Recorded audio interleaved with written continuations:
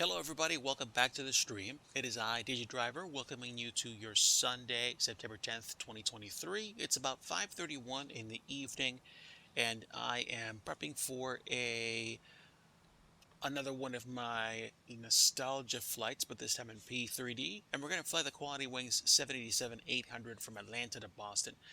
I'm going to be flying it offline, so I'm not going to be flying on VATSIM or any network, which is good because I want to take some time to maybe do one or two 3D modeling things in Blender while we're in flight.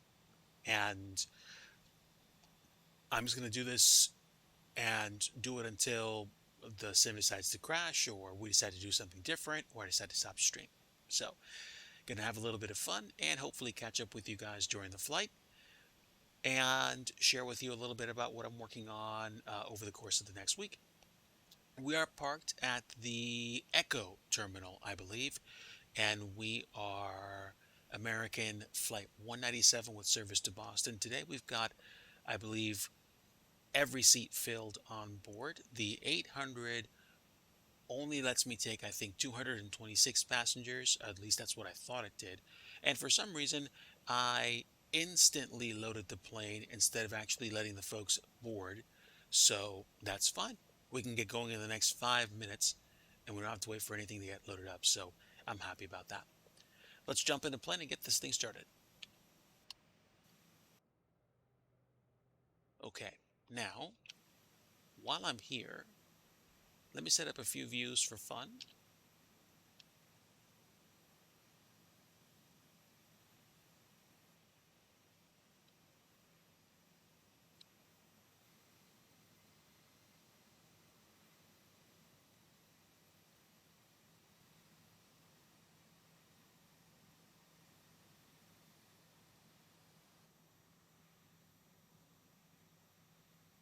And that way, I'll be able to see all the views that I want.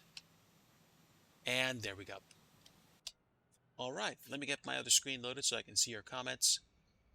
And that should do it for prep for the flight today.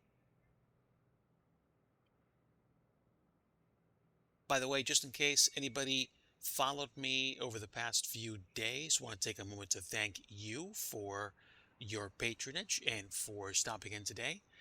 And hopefully this will be a nice smooth flight. I'm getting a nice chunk of frame rate on the ground here, and I've done plenty of tweaks to help create a more consistent, more enjoyable experience in the sim. I mean, it's my preferences, and I used to put a lot more scenery down. I think the changes that I made are going to help the flight and just make things better overall. So let's go ahead and disconnect from the jetway, get going. I will probably take a very brief break once we're well established on our climb to cruise to get something done. But I will be in for the flight, and hopefully the arrival into Boston is not going to take very long. I'm hoping to be done no later than, say, like 8 o'clock or so. So we'll see what happens. Let's go ahead and disconnect the jetway to start.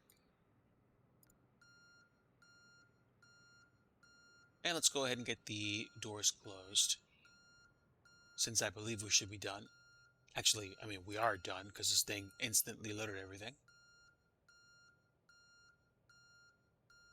And I'm going to go ahead and start the APU as well. APU is on. We've got our fuel pumps ready to go. We'll get the beacon light on. And that should take care of it. APU shouldn't take that long to fire up, and I will check on the system displays. There's the APU RPM building up. And now the doors are closed, slides are armed. The temperature is just about 68 degrees inside, so hopefully it'll be nice and cool for the passengers and the crew. And fuel pump is running for the APU, nothing else. We'll have the hydraulics nice and warmed up in a bit, and we do have the APU gen spinning up, but we do also have external power. About 70%. Flight controls will come out in a little bit, and landing gear is at what I believe is good pressure, and I believe brake should be okay as well.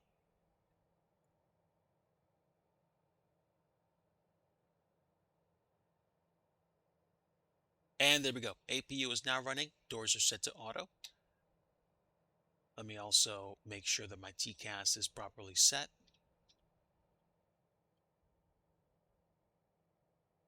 So it is. It's at transponder, and we'll get the TARA after we get pushed back.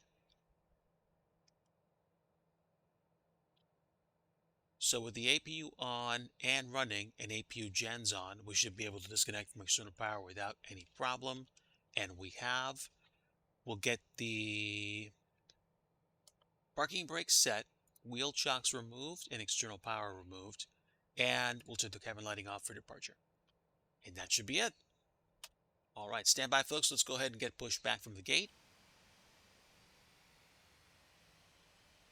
Looking around, we're going to be taking off 08 right, so I'm probably going to push back tail facing south. So tail right, nose left, but basically we're going to be going up and to the back. There is a Southwest Airlines plane coming in now, so it's interesting. I'll see where they go.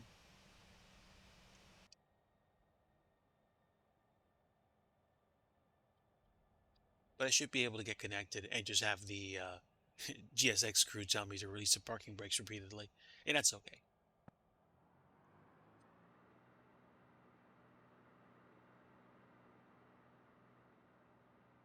I decided to get Frontier Airlines to give me a push today.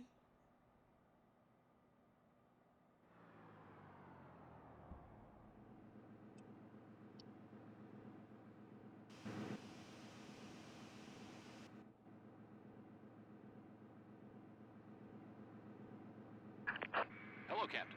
We're ready for pushback.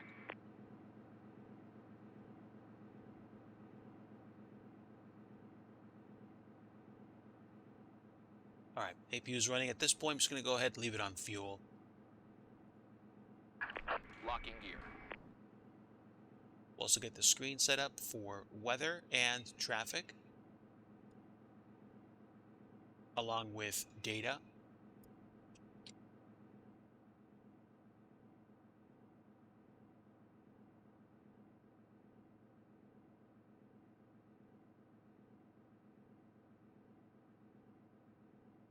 And range for here will be 320. Range here is 80. That's fine. So nose left, tail right. Departure check completed. Bypass pin inserted. Release parking brakes. All right. Looks like we're good. Commencing push. All engines clear. Start at will. Okay, fuel pumps are running. We should be able to get going now. We'll start the right engine.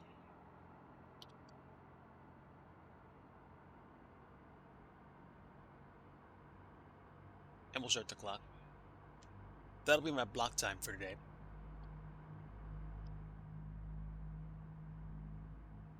20% N2. Let's go ahead and fire up the right engine.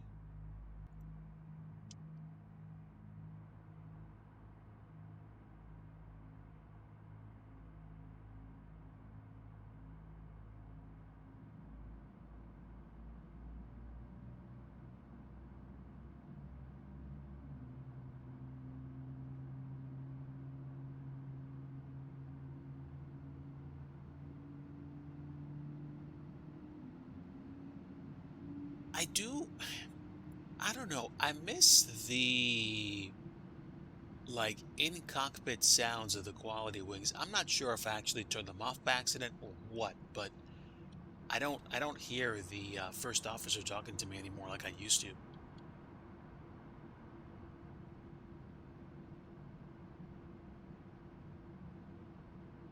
Let's go ahead and get a TARA right now, just so I don't forget.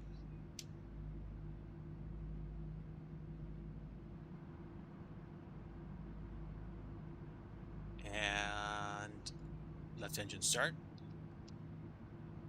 Give it some of the fuel. Some of the fuel.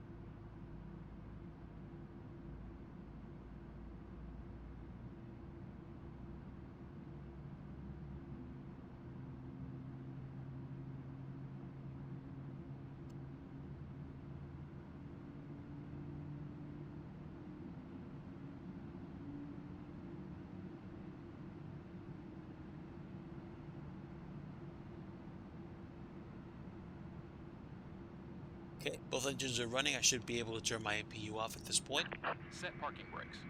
after setting the parking brake. Waiting your confirmation for good engine start. Looks like we've got two good engines. Let's turn the APU off. And while we're at it, let's just double check. Gens are on. Window heat's on.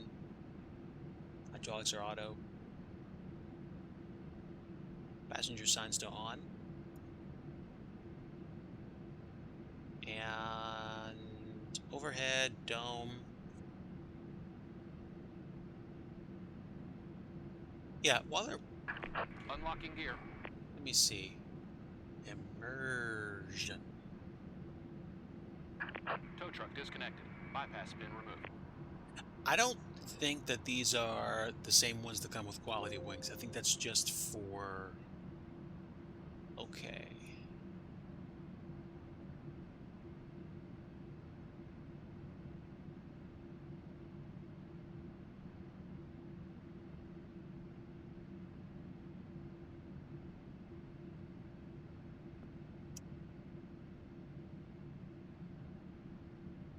We're fine, I think.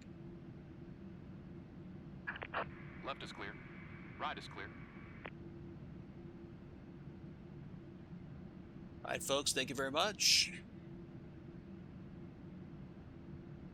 We will get the taxi light on. And wing light I'll probably put once we start taxiing. Speaking of taxiing, let's go ahead and prep ourselves for the taxi rollout. We're going to be going to runway 08 right. We can probably go via 5 north ramp to Foxtrot, Foxtrot to Echo to hotel. Excuse me, Foxtrot to hotel. So that's it.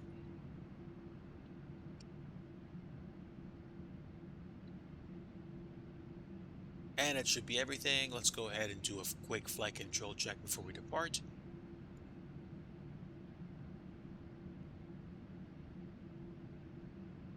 All right, so full left, full right, full forward, and full back. Left rudder and right rudder. And do we have speed brakes? Yes, we do. Okay, great. Spoilers are looking good. So that's it.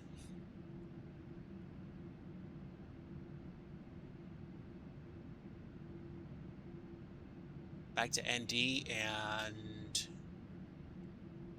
we're on altimeter 3001.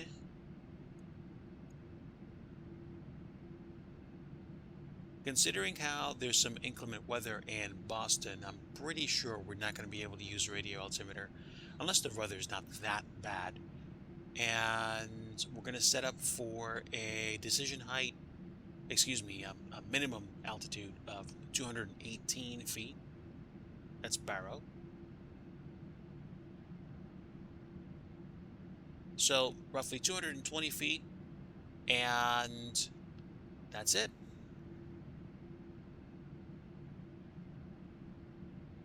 We should be set otherwise. Let's go ahead and get out of town. Parking brake release, and let's go ahead and give it some juice.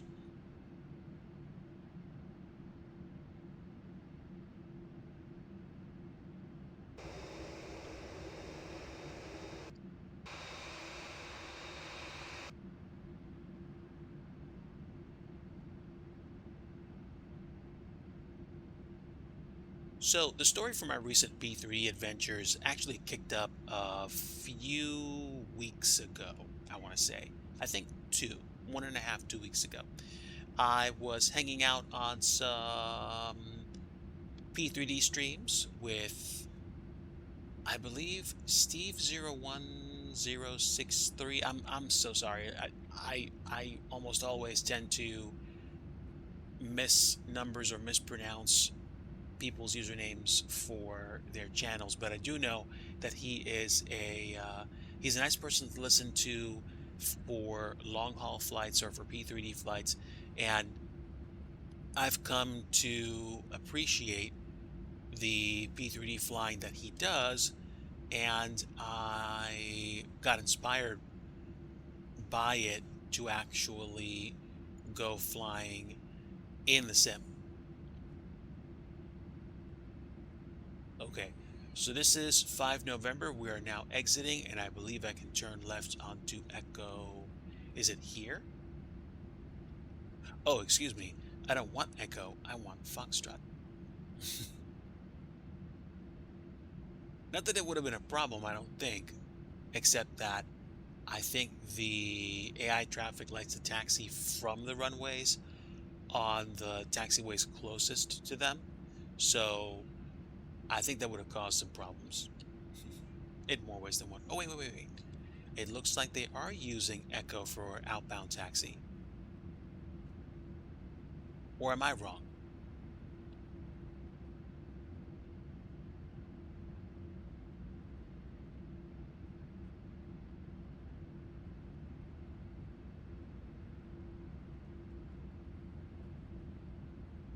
I do have some AI traffic going. I have AIG AI Manager, and this is back in the day when you had the ability to download livery after livery after livery from the sim. So, all right, that's Echo. That's Foxtrot 3, and it looks like we're zipping along the ground here. So let me just slow down a bit. Let me check. We are coming up on Foxtrot 2 and Hotel. So let me pay attention to outbound traffic. I might hold short just to let that A321 in the Orbit Airlines livery go by. Clearly, because I want to be nice.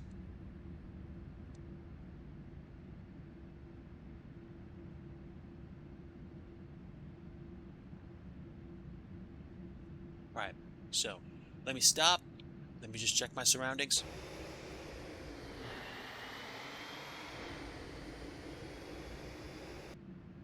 Okay, so I guess they're waiting for me, so I'm not going to worry about it.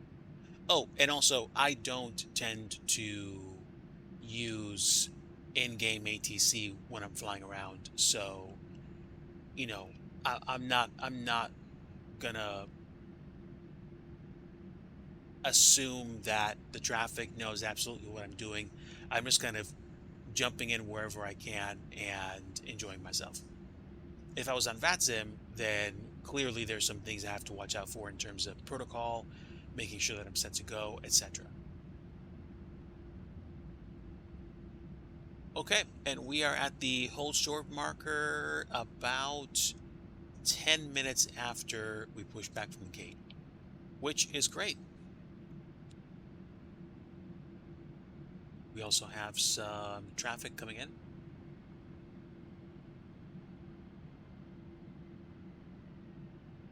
Looks like a Delta connection flight.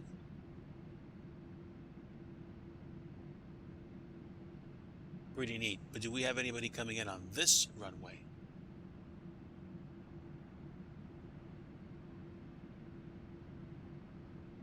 I want to say no, but since they're about 3 miles out, I'm just going to go ahead and chill for a bit.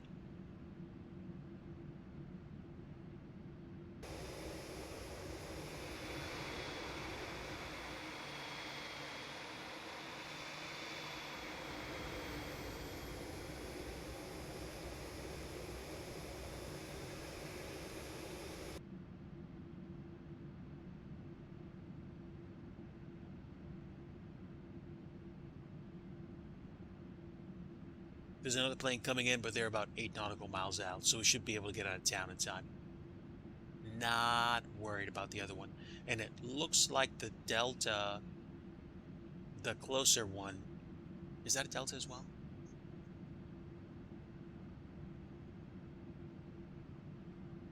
Would make sense. This is a hub. At least I'm guessing.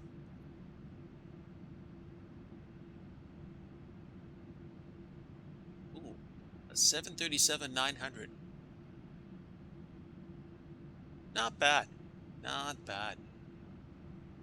I think I flew in one of those on the way out to Alaska back in July. That was a trip. Okay, let's get out of here. Brakes released. And it would help if I had my flaps set for takeoff.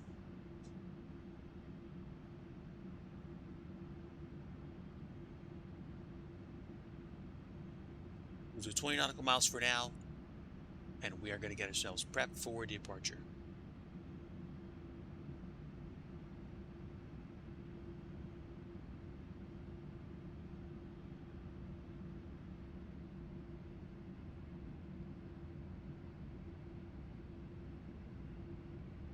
All right, no biggie. Let's go ahead and get this thing spooled up. We'll get to about 50% N1 or just below it.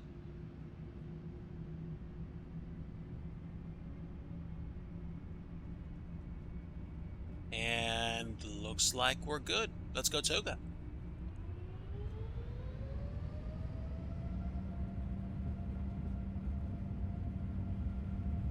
Airspeed's alive.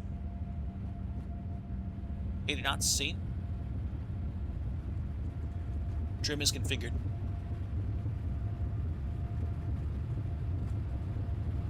B1. Rotate.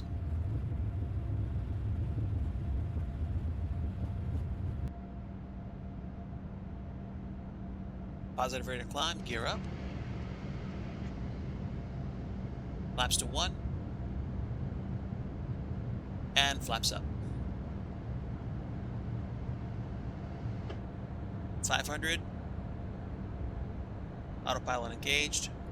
LNAV, VNAV.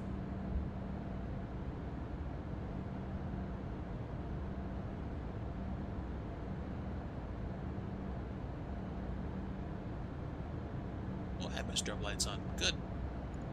Nose light can come off. Taxi can come off.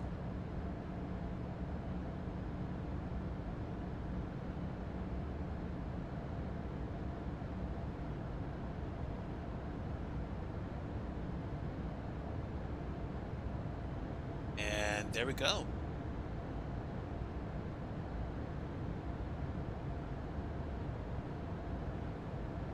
I forgot to flip more than a few buttons, but we got off the ground just fine. I should have set my auto brake to reject the takeoff, and I should have set the other landing lights up, but we're climbing and we're out of here quick.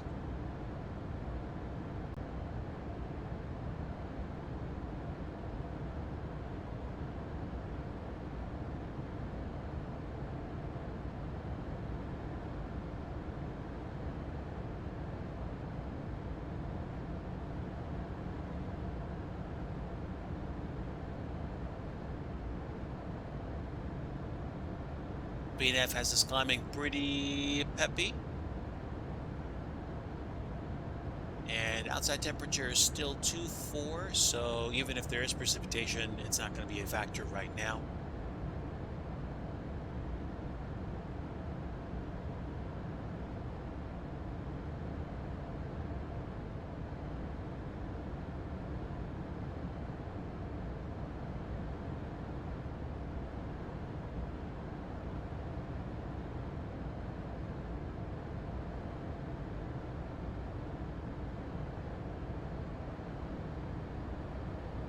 Okay, coming up on 10,000.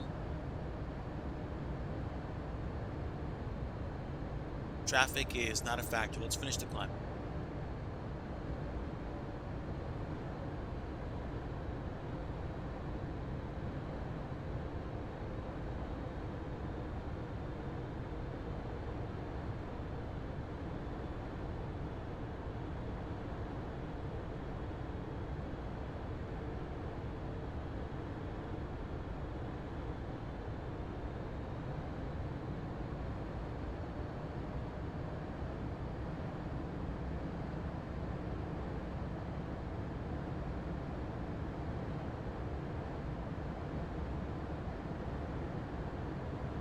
All right, not too shabby. Let me just check my levels here. The sim is nice and loud. Let me just double check volume from the other screen.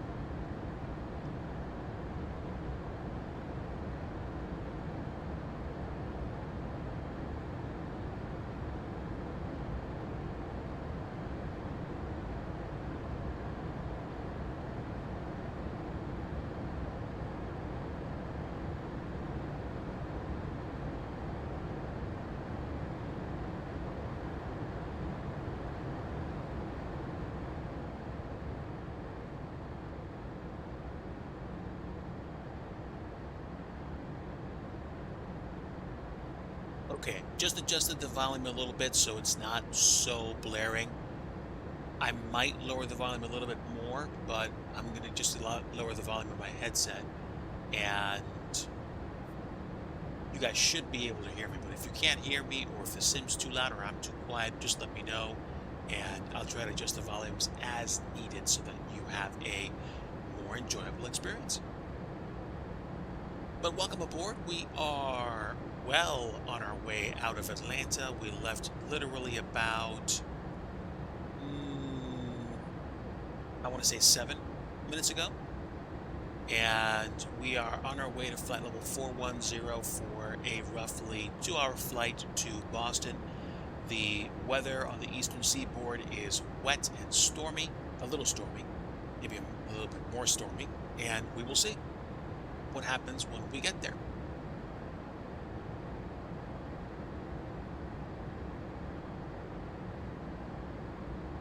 Once I go past flight level 190, I am probably going to step away from the cockpit temporarily to make myself a cup of coffee and to get set for the evening. I'm just going to grab some things. It shouldn't take me more than, say, 2 or 3 minutes, and then we'll be well on our way to Boston today.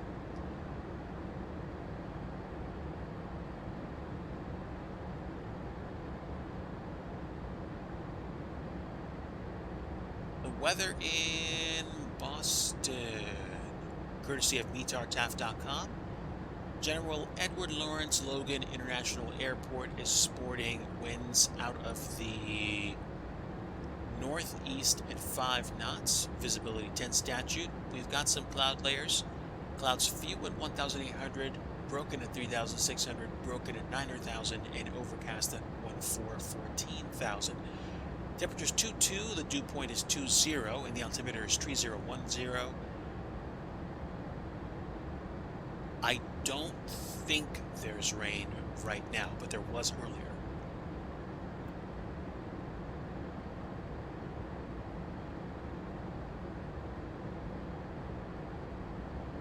Is what it is. We are well on our way out of here. There was a little bit of rain, it looked like, on the radar outside of Atlanta, so I'm happy to have dodged it.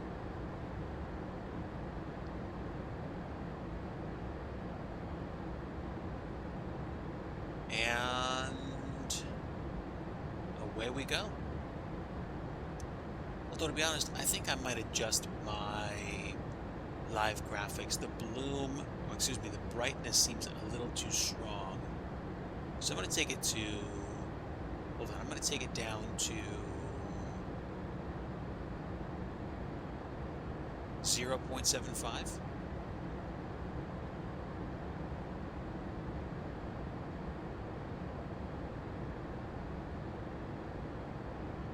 Yeah, it does seem a little bit strong, but that's actually pretty good. I want to get some more details out of the clouds that we're flying past, and it does look like we do have some cloud systems in the area, so gonna want to be careful.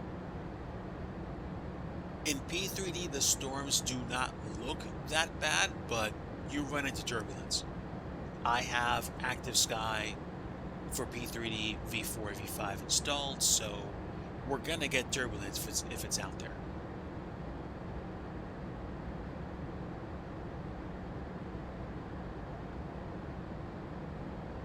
Whoa, look at that.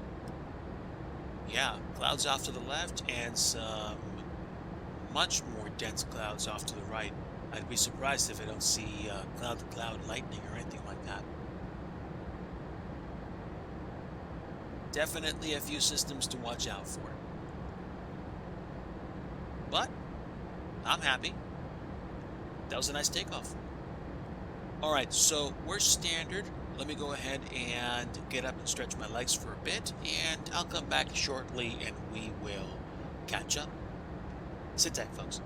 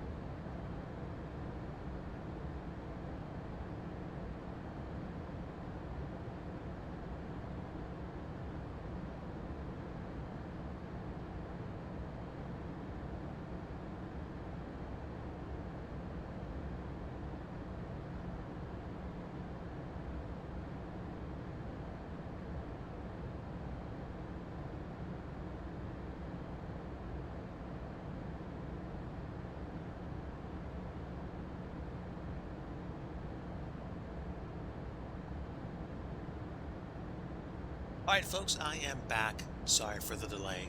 I did grab some coffee, and it looks like we are approaching flight level 380. We should be getting to cruise altitude literally in less than 3,000 feet at this stage. We are about, I want to say 19, almost 20 minutes into the flight. SG Child and MB944. Hello, folks. Welcome aboard. Glad to have you both here. In case you folks did not know, SG Child is one of the friends of the channel and also a fellow scenery developer who has released a non-zero number of airports already on flightsim.to.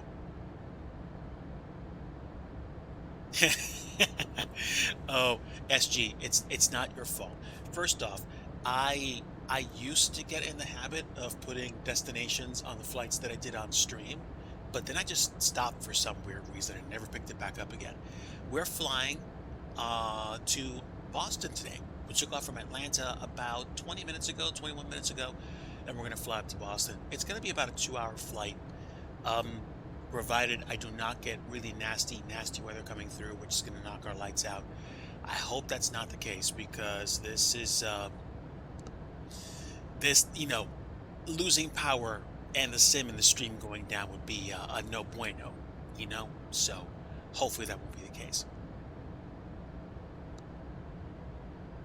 By God's grace, it won't be, but if he chooses otherwise, then what I'll probably do is try to do a much more quiet stream tonight, provided I have power at that point.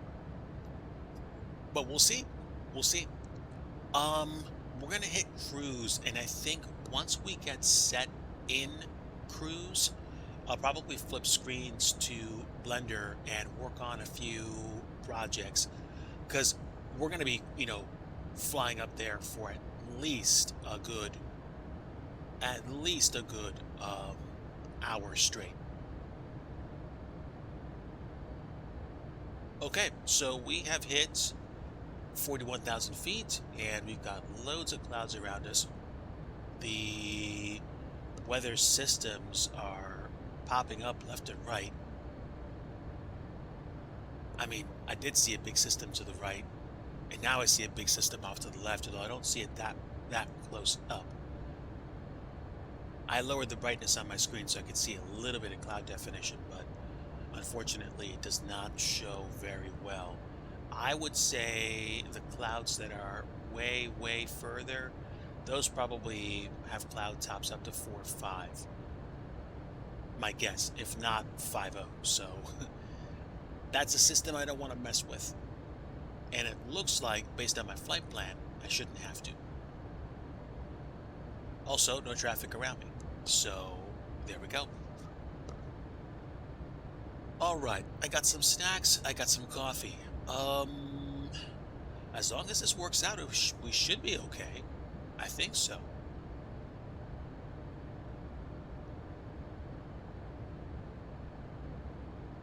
Oh, wow. Congratulations, man. I'm so happy for you. To see you continue to progress. You're either going to get snapped up by a company at this rate, or you're going to send me packing once you start releasing scenery. But the beautiful thing about flight sim scenery development that I don't think a lot of people understand is that there's so much room in the community, because when we all stop trying to focus on the really big international airports, there's so many airports around the world that haven't gotten a lot of attention that people don't make scenery for, because it's not like a big ticket item. It's not an LAX. It's not a Heathrow. It's not a Frankfurt or a Rome or a Skiathos or Corfu. So there's so many airports that people want to see created, or to have more detail put into them. So yeah, I think we're good.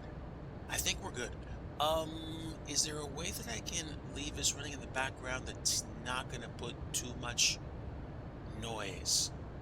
I don't know. I've lowered the volume of the sim, so it's there, but it's not terrifically bad.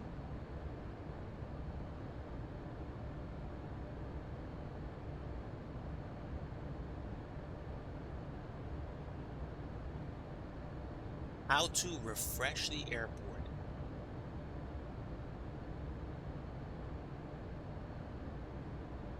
And the aprons don't come back. I okay. I know I usually run into a few issues when I do scenery development. Most of them, or at least some of them, I would imagine are my own fault. First, I'm definitely not using the latest version of the SDK. Second, when I do scenery development directly in Microsoft Flight Simulator,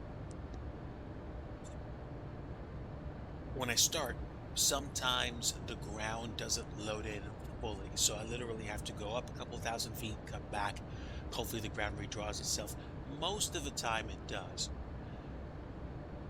If you delete all aprons and you uncheck them and the aprons don't come back, if you don't mind doing this, potentially unloading and reloading the project while you're still loaded into the sim, like, you know, in the same area where, like, you do your flying and everything, and you do all your scenery editing, if you exit the project and come back in, they might show up. What you don't want to do is you don't want to go to the main menu and then jump back to the airport, because then your scenery will load, which could cause problems if you have your airport but you don't have start positions. Okay, you tried exiting and reloading and it didn't do anything.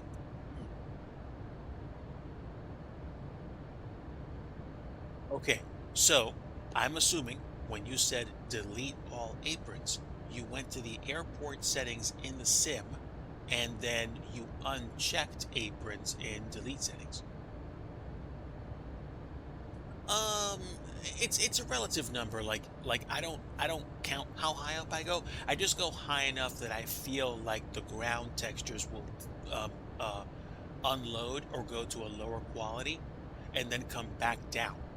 But if we're talking about the default assets for the airport, I would have imagined that unloading the project and reloading the project would have helped. I don't know. I don't know. The last time I had trouble with airport things not loading, it was usually ground textures, and that's how I tried to correct it. That's usually how I try to correct it. I've never unchecked stuff after clicking it to get rid of it so I could build my scenery, and then I've never seen it again. But usually when I do that, it's a kind of, oh, okay, I'm done. You can get rid of it now. But I didn't think that clicking the check mark next to something to delete it would permanently delete it. So maybe that's something that's happening now. I don't know. They get a little bit of flashing in the cockpit. Let's take a look. We're literally right over a system, or right next to it.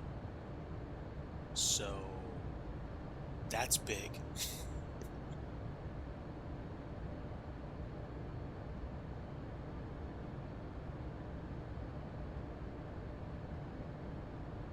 Yeah, yeah, I don't think it's supposed to either. I think the scenery is just supposed to hide it.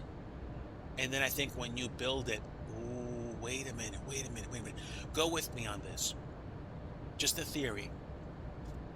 If you delete or hit the button to delete default assets from the airport, and then you make changes and you hit the build all button, do you suppose it's possible that the system is permanently going to remove the aprons you deleted, since you are now committing to a custom build? That's my thought process. I could probably be quite wrong. I'm just guessing. I wonder. I wonder.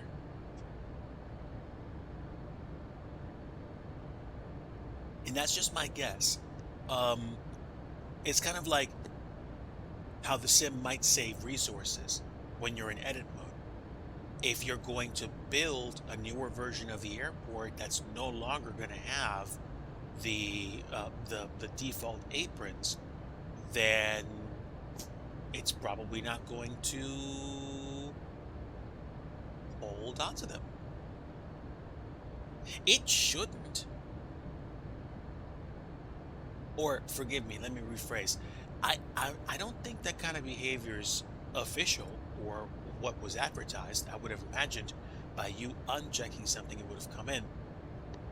But I've never, like I said before, I never really spent time dealing with for science. I never really spent time dealing with unchecking and then rechecking things. And if I did, it was because I just got started building an airport before the very first time I hit the build all button. So I don't know. I don't know. Stand by for me.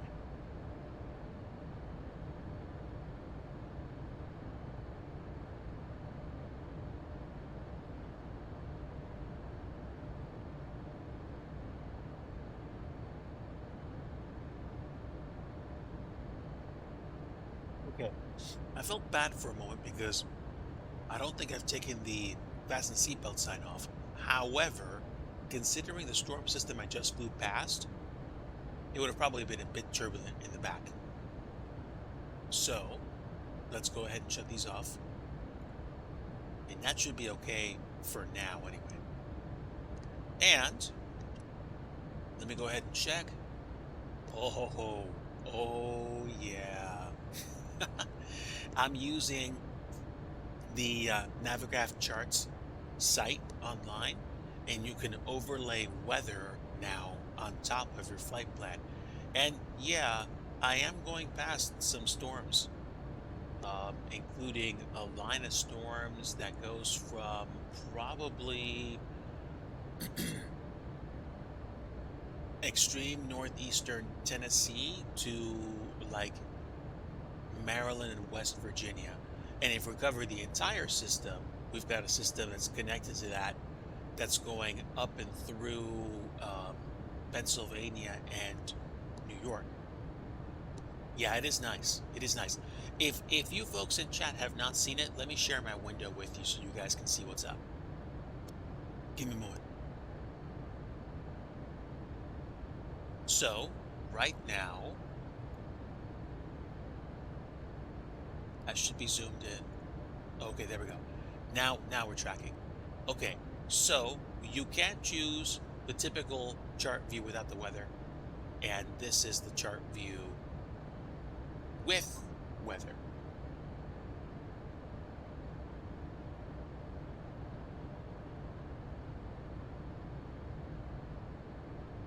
Oh, well, that's interesting. I wonder if it had anything to do with the Sim Connect on your computer potentially making too many requests, or the Navigraph app making too many requests, which in one sense was kind of like a denial of service attack, because it caused your frames to start dropping because your simulator started handling too many of those requests at a time. I wonder. Clearly, as you can tell, we getting some nasty weather up in the mid-Atlantic. And New England ain't dodging it either. I think these are the remnants of one of the hurricanes that came through. I think the one that came through Florida. Was that Ida? I think. I mean, you know, out between Denver and Kansas City, we got some pretty strong cells too, but hey.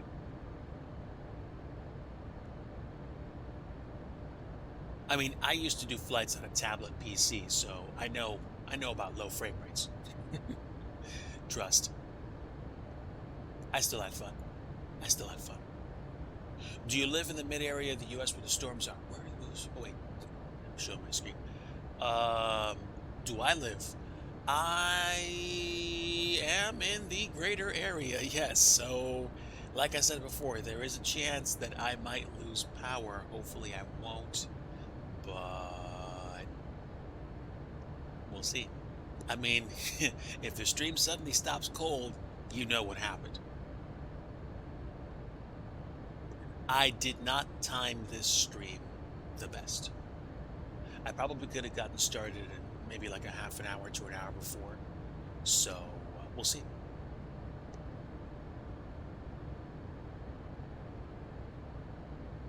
I mean, based on what I can see, Lord willing, these are not apocalyptic. And, as a born again Christian, I don't believe that the world will be destroyed by flood. But at the same time, the storms have the capacity to make some nasty things happen on occasion. And that's how storms work. Sometimes you have power, and sometimes you don't. So we'll see what happens. We'll see what happens. Let me swap back into the sim. Actually, I think I'm going to swap into Blender as well and fire that up for a little bit.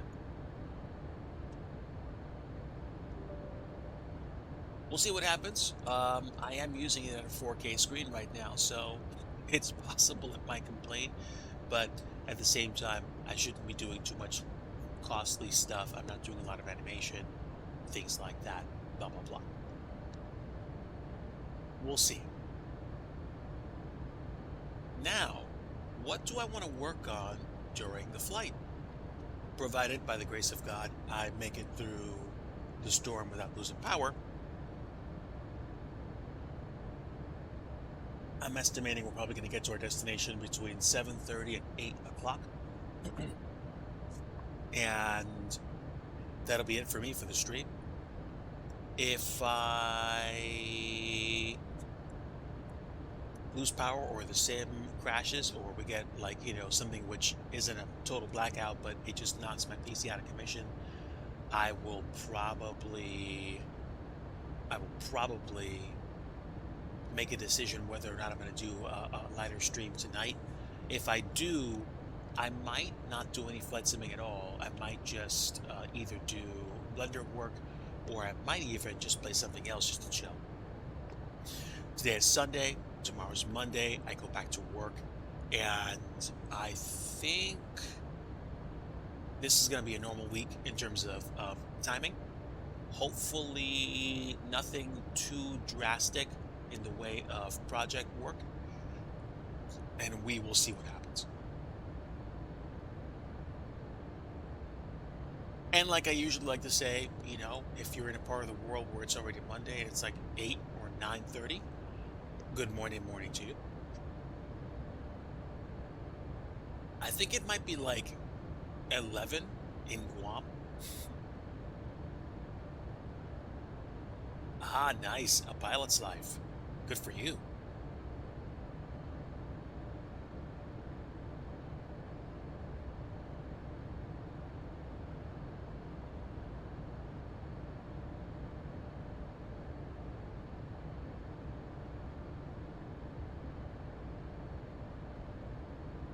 So,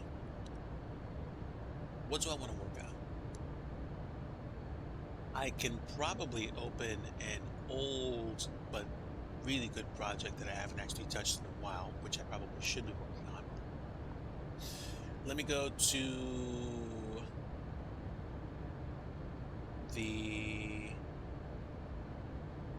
I should be able to find the Alpha 1 building that I've been working on in the past. Where is it?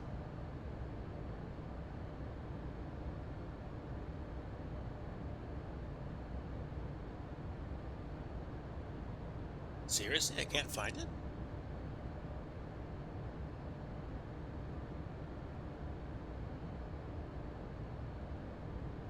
That's weird.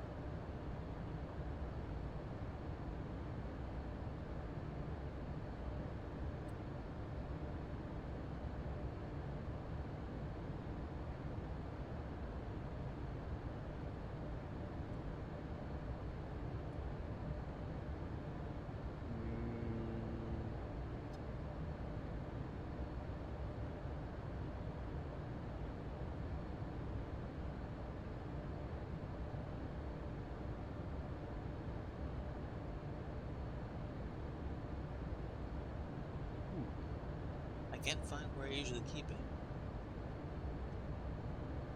Okay, so what I can do is go to my Windows Explorer and find where I usually keep my builds, and then that should tell me what I'm looking for.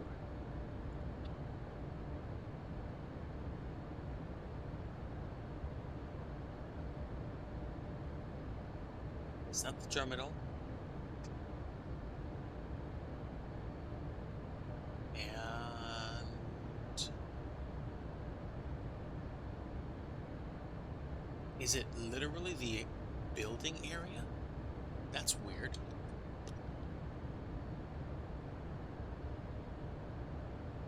Well, 22 revisions, that sounds about right. All right, let's give this a shot. Yep. There we go. Got it. Oh, man, apron seems to be permanently gone. I mean, you were going to replace it eventually, but you weren't planning on getting rid of it that quickly. I get it. I get it. That sucks. All right, that's the material view, and hopefully the textures will load. There we go. Beautiful. Okay, so there's trees everywhere. Okay, I got it. Am I gonna be flying past those big heavy thunderstorms up ahead? We'll see. I think we will, because my flight plan takes me just to the right of them. Probably by a good 20 to 30 miles. But stand by one, chat.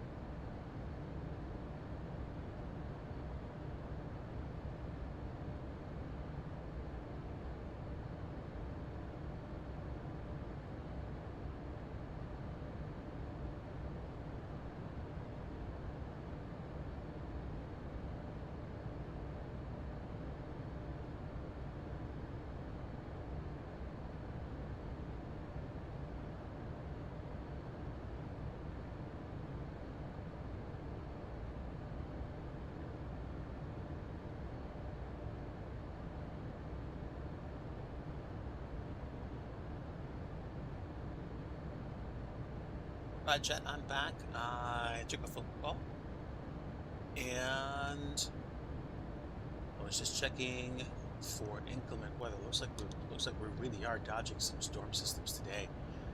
Kind of makes for an interesting flight for sure.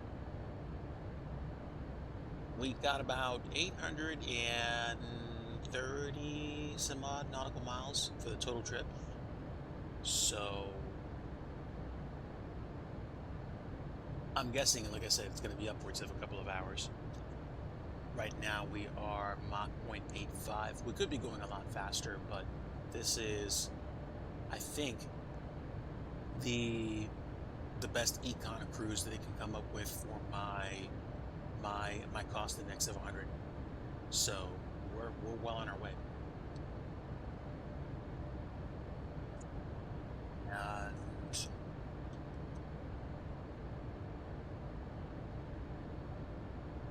I'm assuming we're probably going to be around DC by maybe 7:15, if not sooner.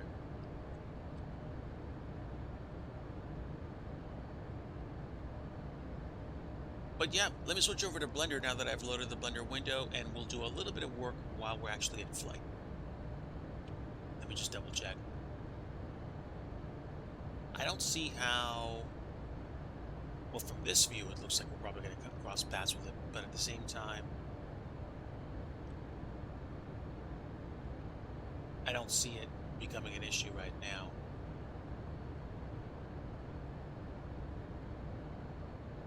We've got at least... Oh, there we go. Whew, it's a big one, but we are going around it. We'll keep it like that for a while. We've also got a 46 knot tailwind, so we've got a little extra pepper to get us around it. Good. Okay, now we can switch back to Blender. Okay, so welcome back to this old hangar with Digivila. This was one of the first 3D buildings I created for this scenery. And we have, what I was hoping to do was to create ambient lighting inside the building. I'm not having the best time of it right now, but I'm taking my learning about lighting one day at a time. I created this a long time ago, and I think what happened was it just kind of like ran out of steam. But let me think. What can I do with this building today that will help me kind of get myself back into motion? Oh, I know. I wanted to add some additional signage for it. And this goes back to, I think, like the beginning of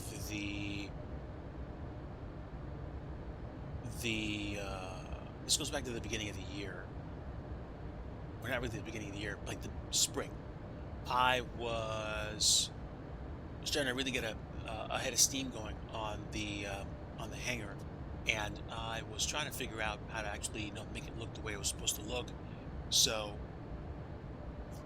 I've got some ways to go to get it done, and I'm going into Discord right now because I want to go check out some of the pictures that my friend Eric left me so that I can actually get the rest of it built. I'm not moving around the screen right now, so I can get signed in.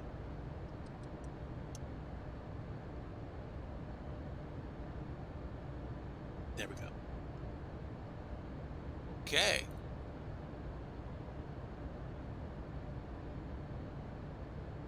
Oh, and you know what? I got your DMs about the runways and the heading. Hey, listen, if this stream goes south and I have to start over, maybe we'll do a little clinic tonight.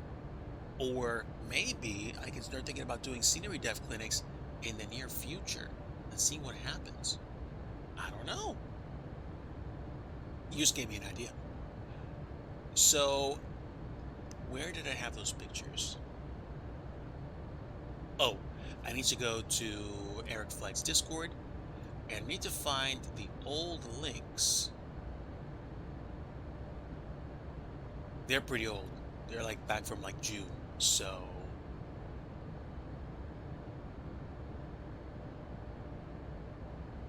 he's got some links to some pictures that he had before, and I'm not even gonna lie. There's a lot that I gotta do to catch up. But let me think. Let me think. We were looking for. Oh yeah, yeah. The signage on the actual Alpha One Flight School building, which isn't this page. But let me go ahead and close it and go back into the screen. It could be this one. It could be. Actually, it is. Okay, superb. Really glad I bumped into this. There are a few things I want to check out. Um,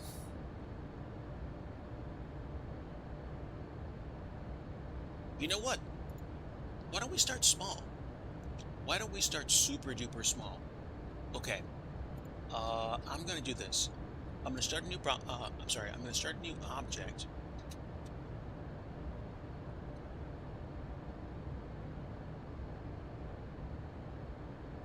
Ensure the headings don't move. That's interesting. Hmm. I know I've had discrepancies between the magnetic or the true headings for the runways in real life and what they look like in the sim. So I just try to match what the satellite imagery looks like. But yeah, I'm going to I'm going to do some I'm going to make a few objects on stream. Stop sign measurements. We're going to create some custom objects today, chat.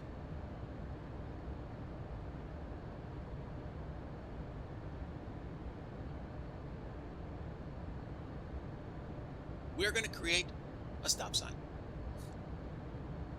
For now, all it is going to be a really straightforward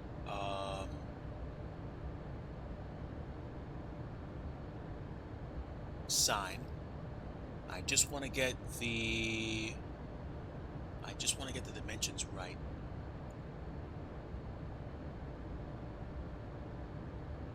This isn't as big as I'd like it to be.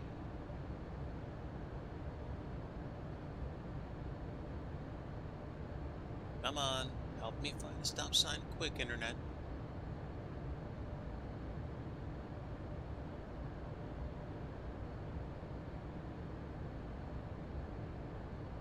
Oh, sweet. Let me take a look at that real fast.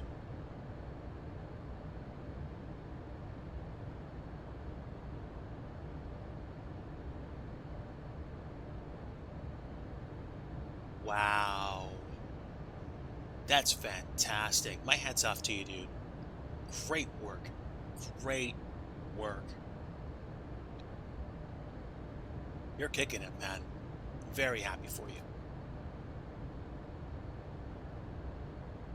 Okay, so it looks like I have the dimensions of the sign. So it needs to be 24. Let me think. 24. Wait, what? Vertical parking signs, square parking signs, stop sign dimensions. Okay.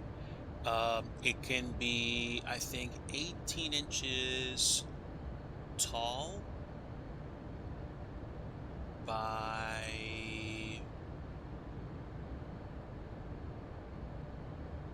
Oh, well, that would make sense. It's I mean, you know, it's an octagon, but the dimensions for height and width should be the same. In terms of certain borders and edges, that's fine. Yeah, man, you're doing great work on those terminals. Seriously, it's wonderful. And in case you're curious, we did duck that storm system, so I'm happy. We're still flying. All right, so let's do this. I am probably going to create a... Let me think. I think I'm going to create a 2 foot square stop sign. Not a square, but an octagon that is 24 inches edge to edge. So let's do this. Let's get rid of some items, and I'm probably going to create this as a vector, and then we're going to get to work. So first thing I'm going to do is I'm going to add a plane. the plane. Deplane. Yes, that too. Yes, that too. Fantasy Island for anybody that missed that reference. I cannot create it the way I want to. I thought I was going to add a polygon, but hold on. Cube, surface? No.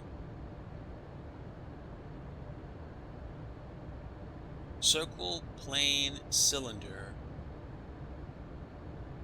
You know what? Circle mesh could actually work. Okay, so here we go. 4, 5, 6, 7, 8. Is that it? Yes, it is. It's a stop sign. Superb. Okay, we're going to fill it in as an n-gon, which means we have a filled in polygon. And now I can actually make it work. Okay. Sorry for the noise. I was just ducking to see my cat under my chair. That's okay. And we're going to call this a stop sign. Yes, I am going to put stop signs in my scenery and other sceneries as well. So let's create a folder for this. Oh, don't worry. The chase plane cinematics kick on automatically after 10 minutes when you're above flight level 180. What I'm going to do is I'm going to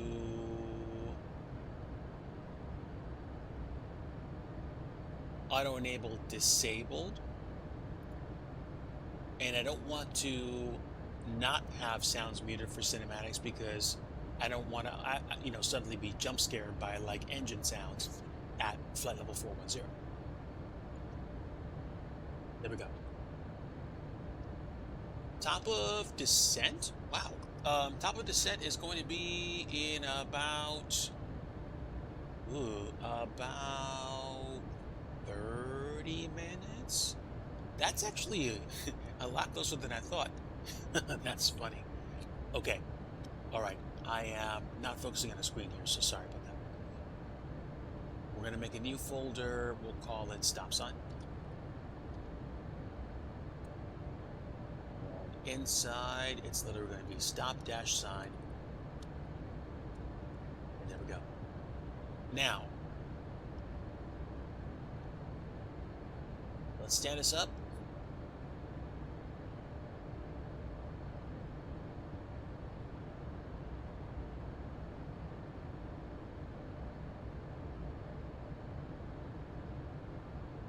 This is symmetrical, but it does not look the way I want it to.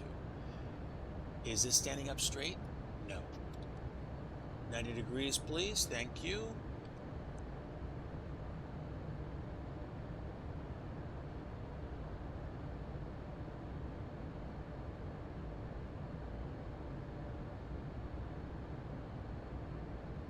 Sorry, I'm wearing a different jacket today because I like to keep things cold, and if my room's not cold, it's warm.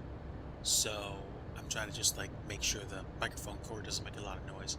But I also have noise canceling software for miscellaneous sounds, so hopefully that helps.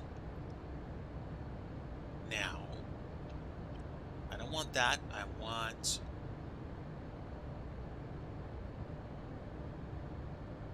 Wait, seriously?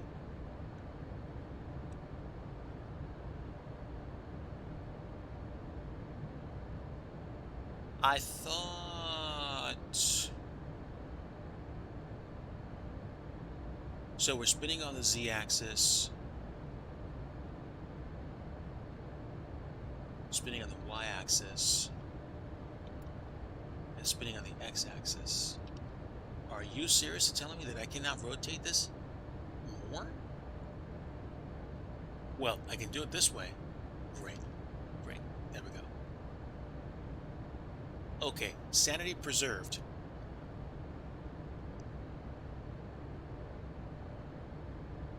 Wait a minute. Oh, what? That's weird.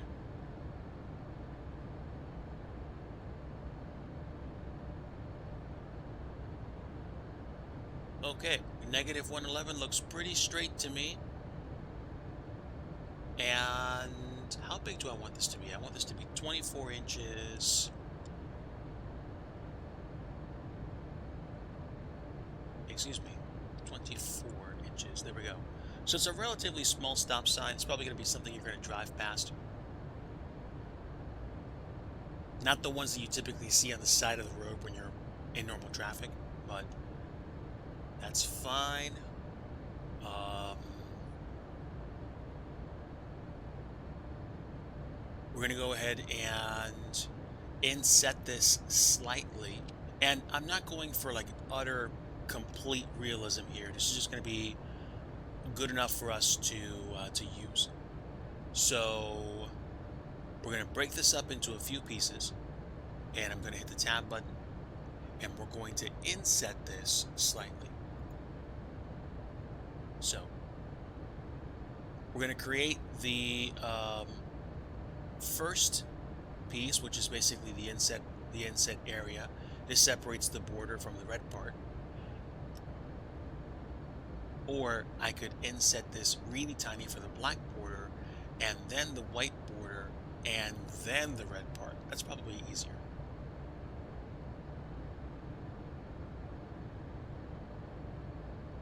And there we go.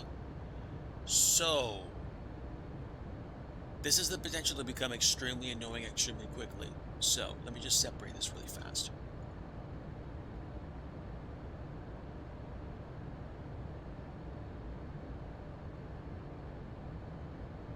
That's not what I want.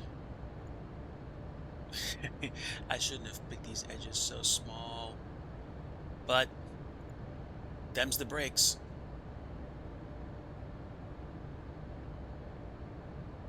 Nope, I don't want you.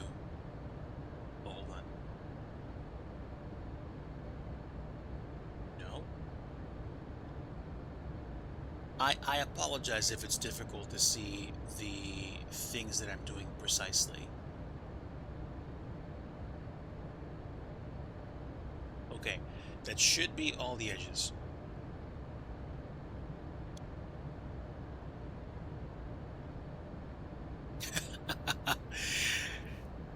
Snare.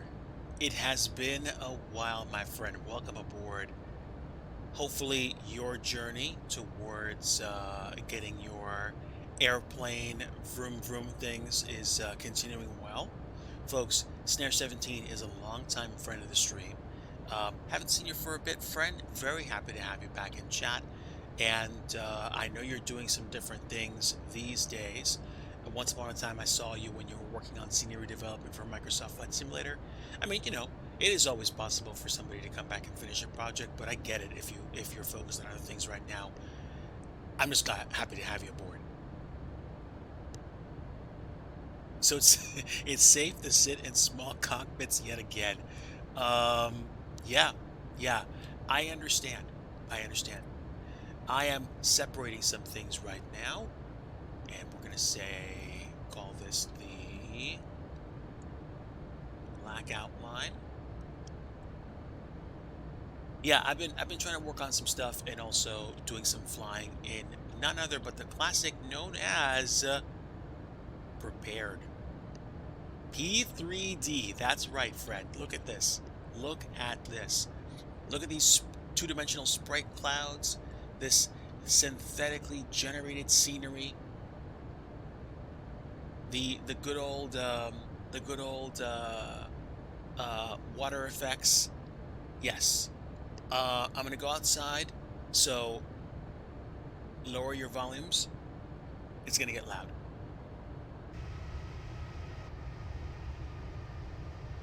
Look at it.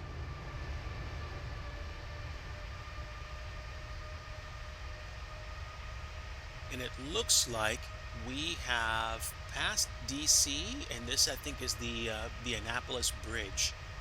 So I think we're in Maryland right now. Oh, you didn't get loud at all? Sorry. Let me see, actually. Oh, okay. Then I guess this volume level's pretty good. Which means that's the Atlantic Ocean, and we should be coming up on Philly and New York pretty soon. Actually, while I'm at it, let me double check my numbers for arrival. I'm going to take a look at my charts temporarily.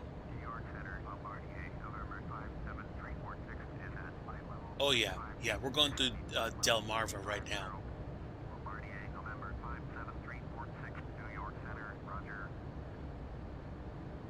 So we're landing to the north, and my first restriction is going to be, I think, flight level 210. But I believe this aircraft is complex enough to understand navigating, what I'm trying to say, navigating restrictions and, sit to the stars. Ooh, really? Seriously, bad traffic? That's no bueno.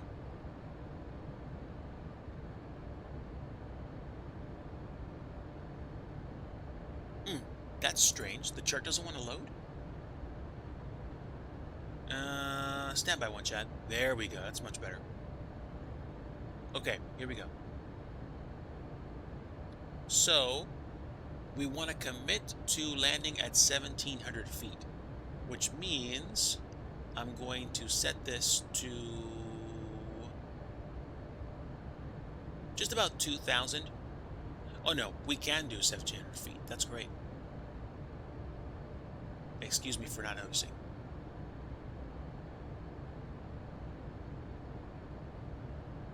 Okay, that is set. And let me take a look at the approach ref. That's better. Not the best still. That's better. Great. Approach ref. What do we want? I think we want flaps. I think we want flaps 25. Which means ref plus 5 is going to be 151 knots. We've got roughly 10,000 feet of room to slow down.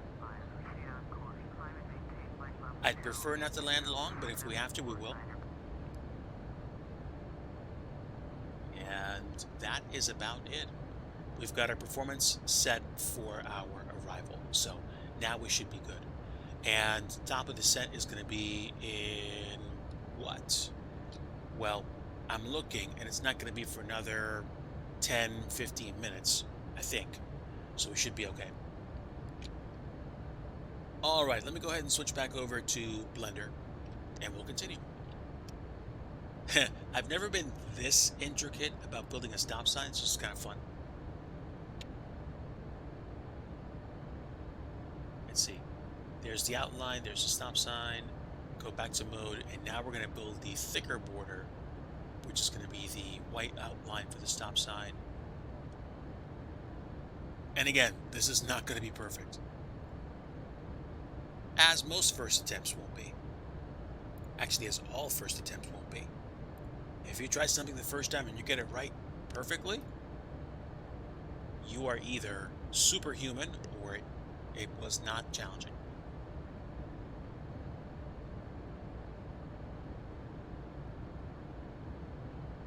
Yes, I am, Pavlin. How you doing?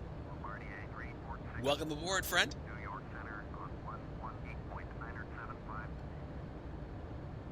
I am in Blender right now, but I am in the Quality Wings 787 in P3D. And, oh wait, I can see top of the set. Really? Hold up. No, that's just, that's a VOR. That's a VOR. I'm not even to JFK yet, so yeah, that would make sense. Gotcha. Okay, we do have some cloud systems, but it would appear that either the GPS is digi-proof and just is steering me around the weather, or that's just the way the flight plan happens to be. So that's funny.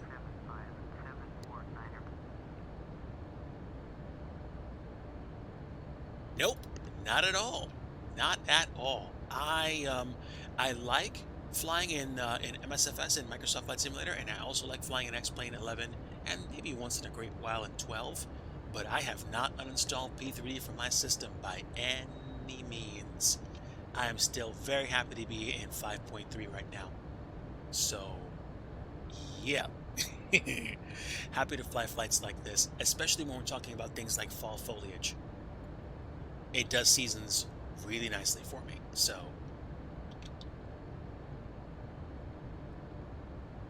very happy about it. This is probably going to wind up being double-sided, so I'm probably going to need to be careful about my text placement, but let's do this. I should be able to add materials. I'll just pick a material and say stop sign border black, and this is going to be pretty straightforward. This one's going to be a base color because I'm not going to spend time applying much in the way of treatment to it. Oh, excuse me. I haven't selected it. That's why. There we go.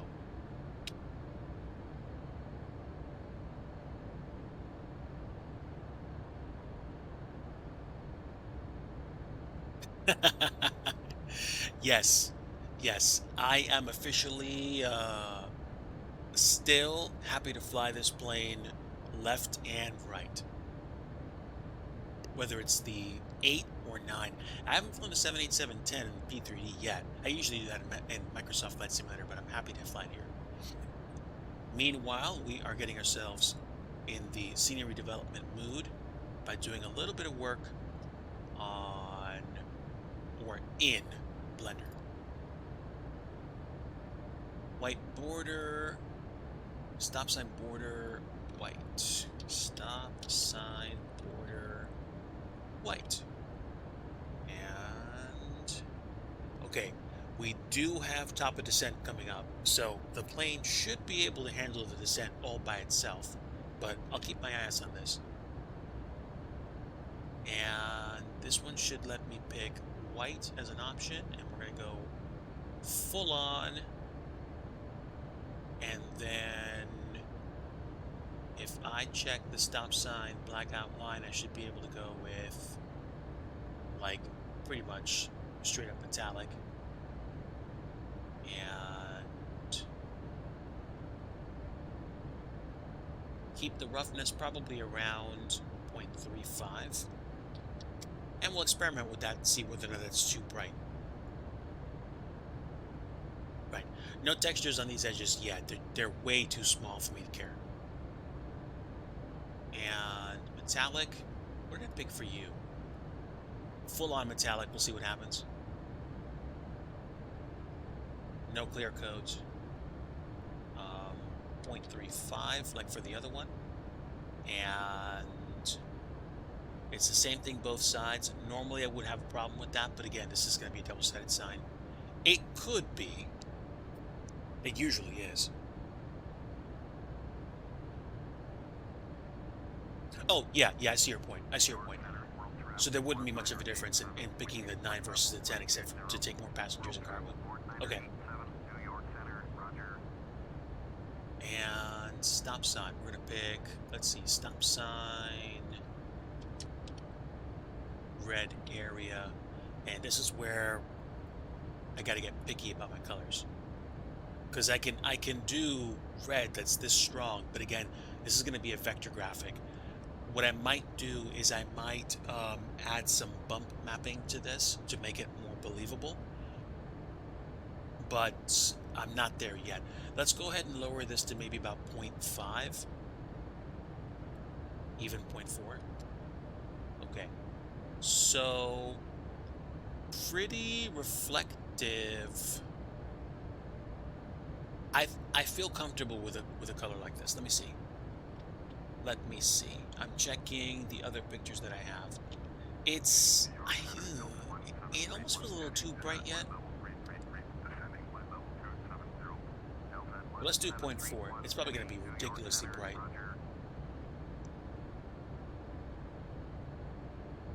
Okay.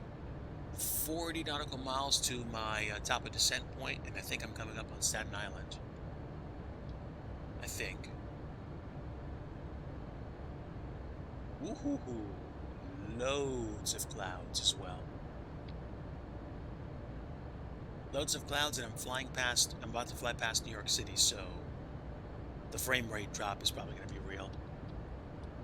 I tweaked my performance settings for use with my NVIDIA card for no thread optimization, so hopefully that will boost my frame rate through here a little bit. But I'm focused on Blender right now, so this is pretty good.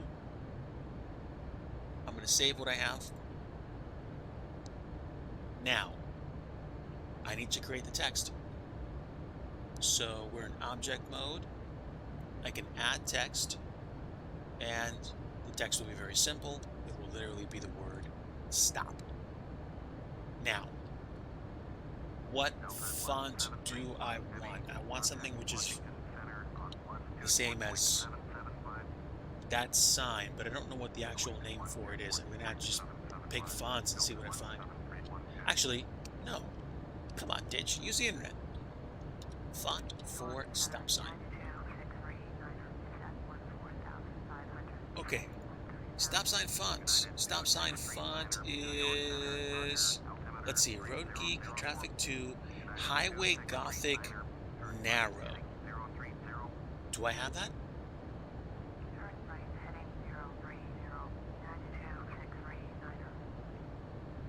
Do I have Highway Gothic?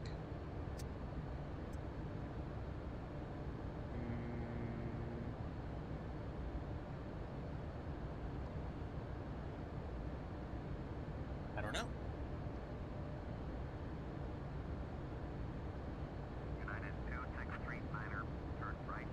Alright, stand by, chat. I will let you enjoy some views. And also, I never realized that my Blender was that bad. I'm gonna have to fix it.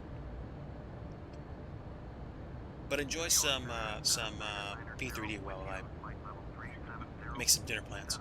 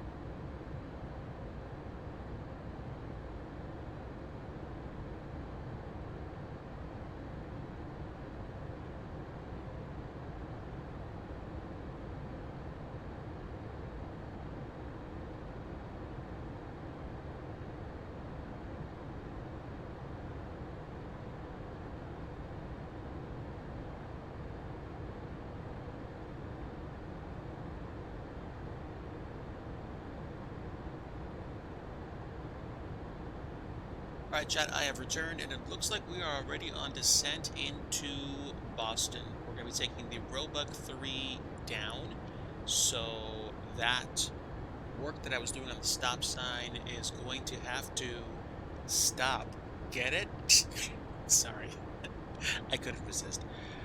But I probably will be revisiting that a little bit later, seeing as how it's a pretty quick project to do.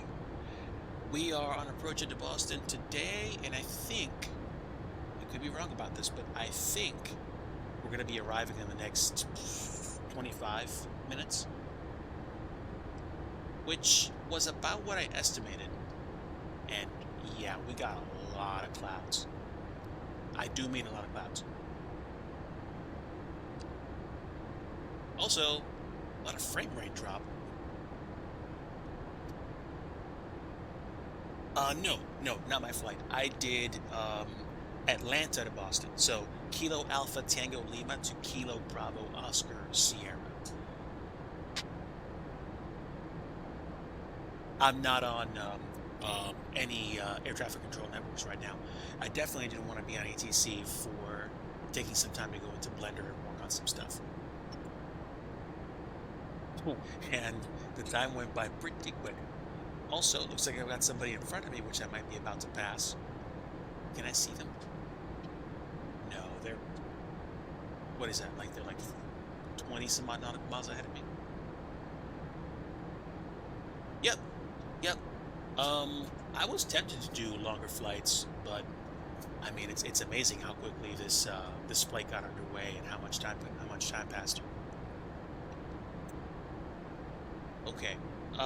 Frame rate's getting a little stuttery, probably because of all the clouds loading in, so that's not a surprise to me. We are using LNAV and VNAV, so what I'm hoping happens is that the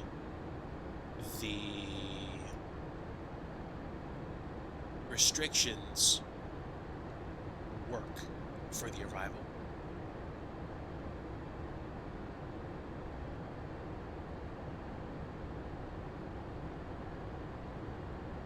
We're not descending that quickly, so I have a feeling we're actually in a good spot. I am very glad that I remembered to set the arrival altitude beforehand. Auto brake 3. If it's not raining, auto brake 3 should be just fine. Let's double check.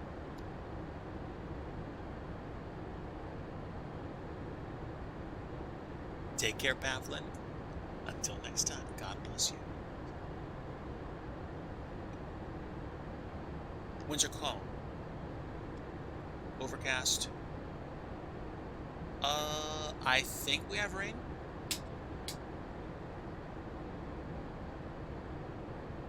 Little or no wind from a variable direction. Visibility is 10 miles. It's not saying it. Oh, rain started at 04, ended at 22.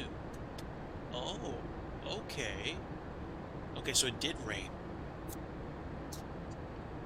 So I'm assuming we're not going to have reduced braking action because I'm assuming most of the rain has melted off. Well, evaporated off the runway surface. And...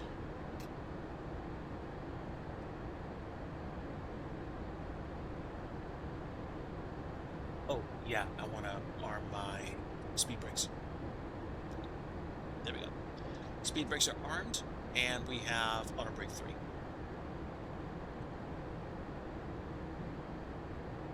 Okay, seatbelt signs are on.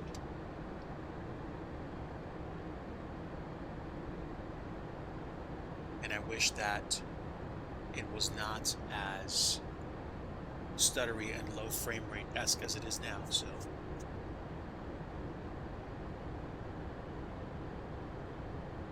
in case I didn't say it before, Pavlin, have a great night.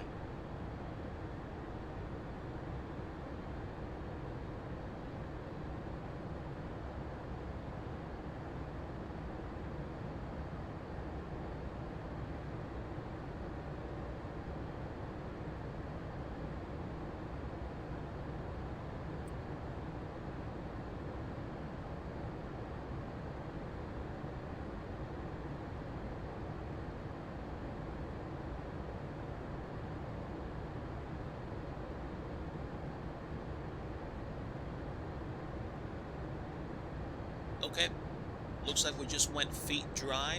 We are coming up on the shore of Connecticut. We were in the Long Island Sound.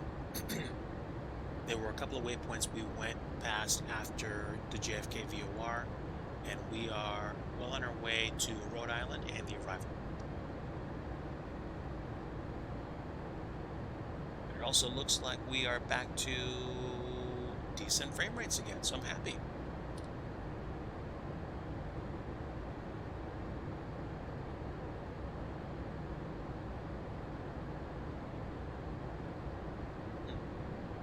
Is it nicer to have dome light on now, or no? I know it's a lot easier to see things, so I don't know. Do I want to keep this on for the rest of the flight?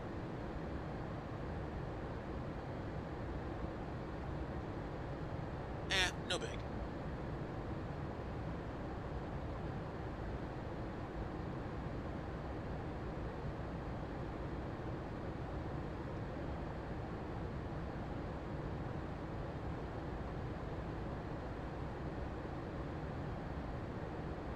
Okay, so we should be coming up on Providence momentarily. And outside air temperature is +8. I do not see any weather right now, so icing should not be a factor.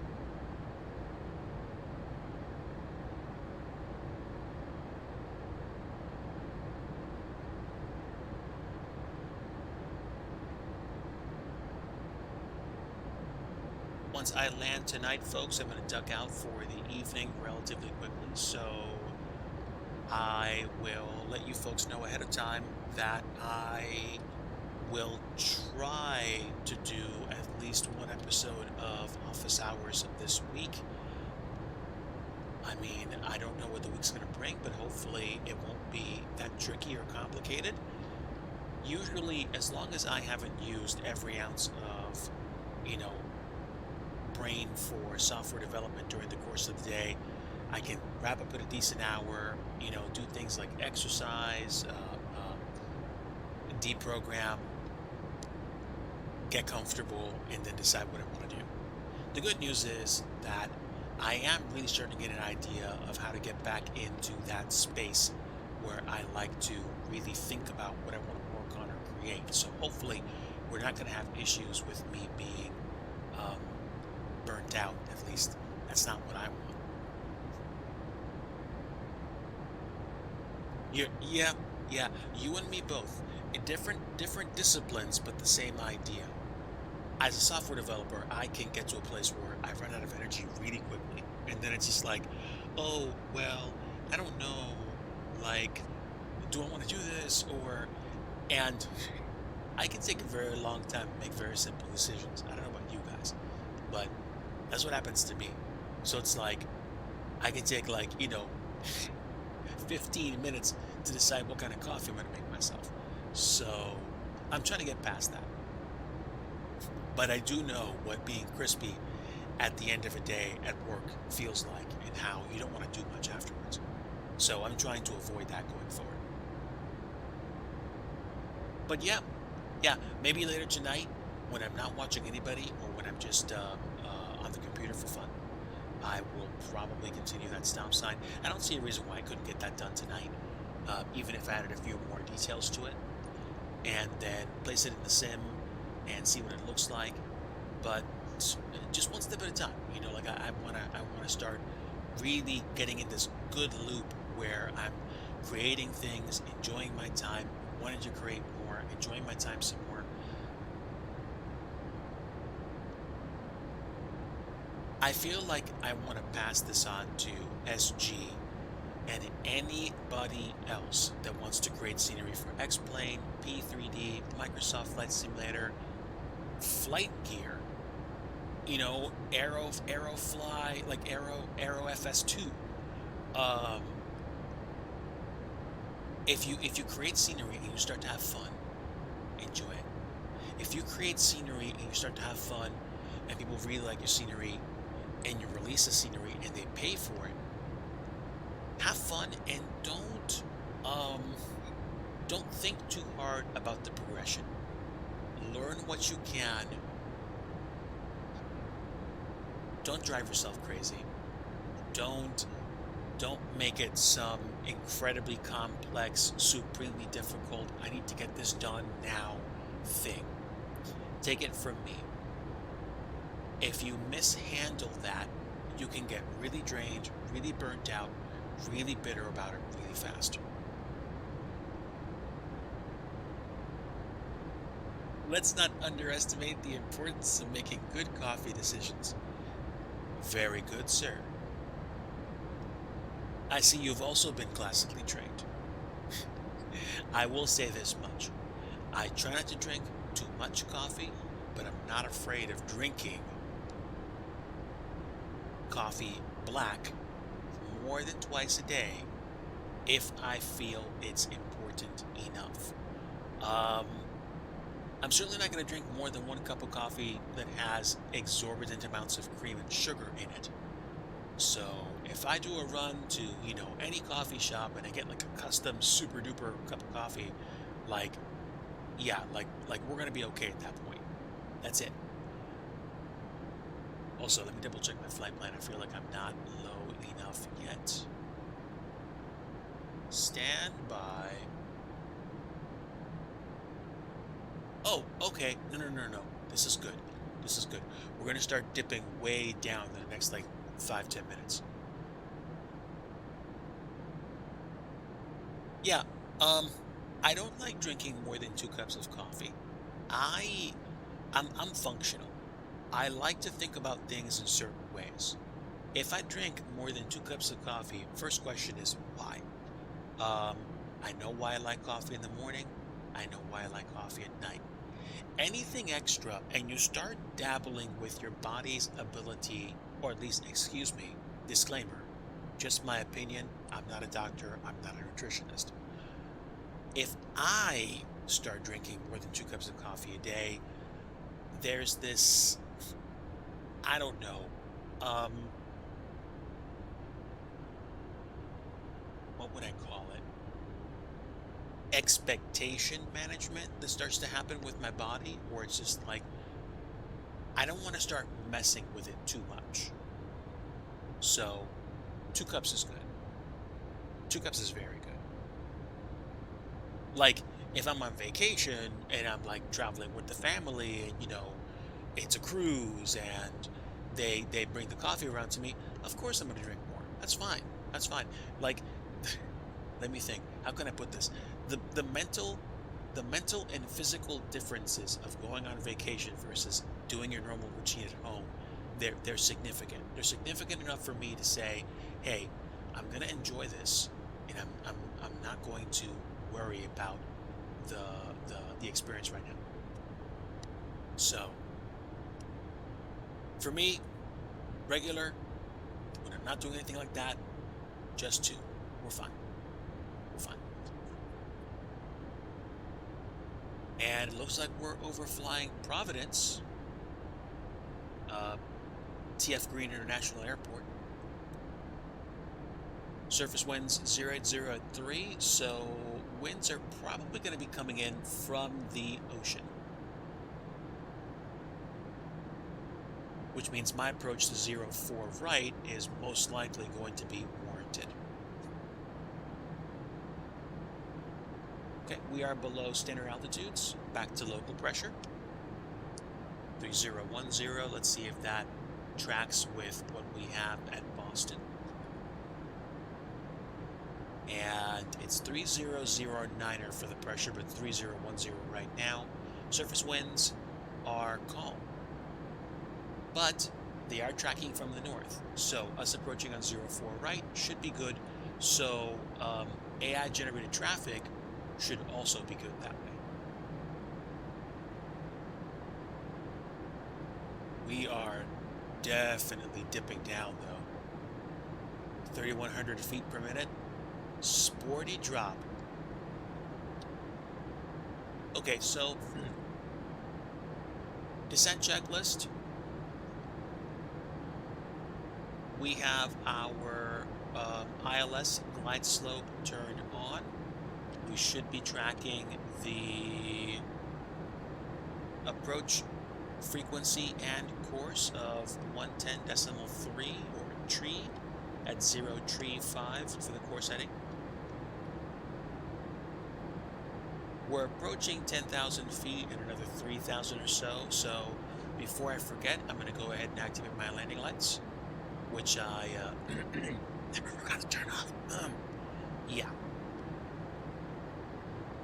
Let's just take a look at the switches. Nah, I can't use the flashlight too well with them. Alright, straight up dome lights. Here we go. Strobe lights are on. Taxi lights are off. From turn off lights are off. Landing lights are on. Nose landing light we'll put on once we lower the landing gear.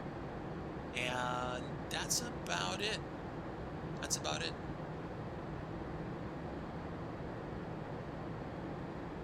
FMC message, unable to maintain VNAV, which means I'm probably going to have to take over for airspeed. Let me think. You know what? No. Stand by.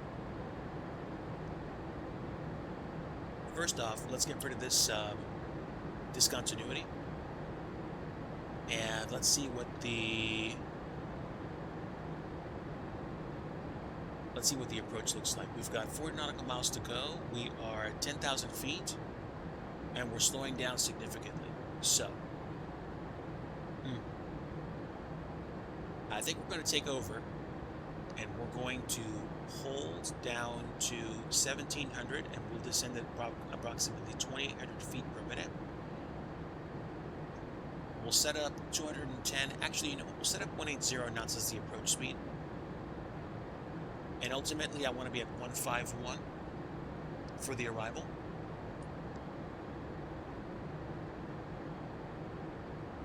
So, welcome to speed brakes.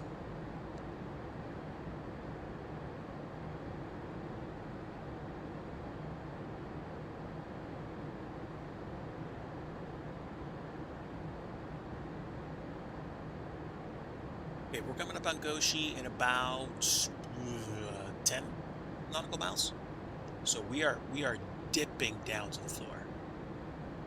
I can see Boston in the distance. I do not see the airport, so that might be a good thing.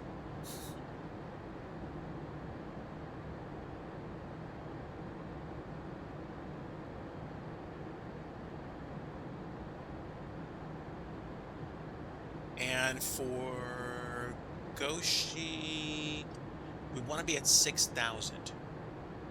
So you know what?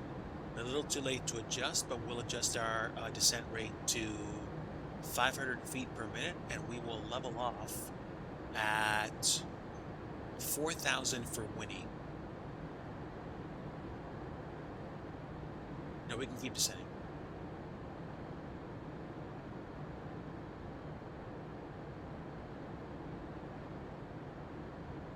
Okay, winds are actually tailwinds now? No. Alright, let me double check surface winds.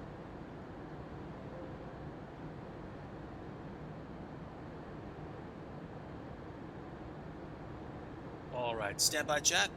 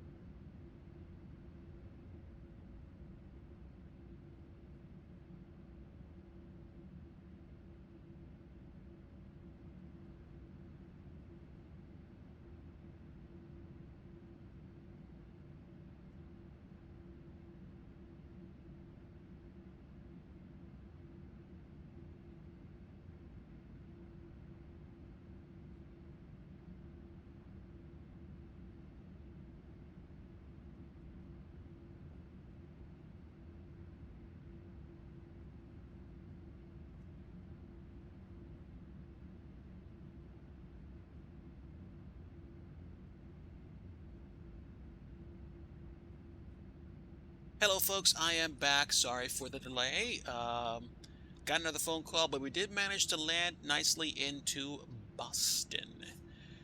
Let me go ahead and check myself up before I cross to the terminal area. I don't know my way around Boston as well as I used to, so I'm probably going to go ahead, cross the runway, and get GSX to give me a hand with finding a parking spot.